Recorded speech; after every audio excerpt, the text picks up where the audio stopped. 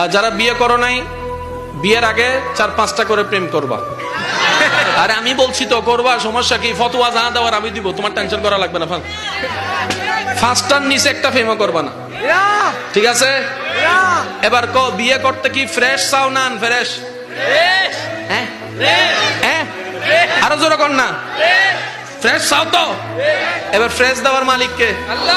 একজনে বিয়ের আগে 10টা প্রেম করছে। আমি কই কারে বিয়ে করবি? কই একটারও করতাম না। তো বিয়ে করবি কারে? কই 100টা খুঁজা ফ্রেশ দেখে একটা বিয়ে করবো। সে 1000টা খুঁজা একটা বিয়ে করছে, 6 মাস পরে খবর পাই তার বউয়ে 20টা।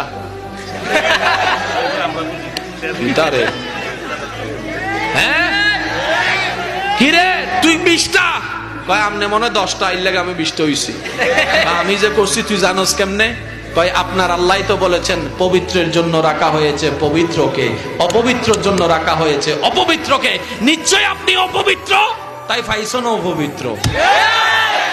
এবার সে যায় নামাজে কয় আল্লাহ তোমার কাছে চাইলাম, এটা কি দিলা, এটা কি দিলা? আল্লাহ কয় আমি কিতা করছি? তুই কি কোরআনে আমার হুকুম শুনস নাই? আল্লাহ কি হুকুম বলে? যে আমি বলেছি পবিত্রের জন্য পবিত্র, অপবিত্রের জন্য অপবিত্র। এখন থেকে ফ্রেশ চাও না আনফ্রেশ? পবিত্র চাও না অপবিত্র? এখন থেকে মোবাইল বাইর করে যতবার সেটিং করবা, মনে মনে চিন্তা করবা আমারটাও কোনো না কোনো জায়গা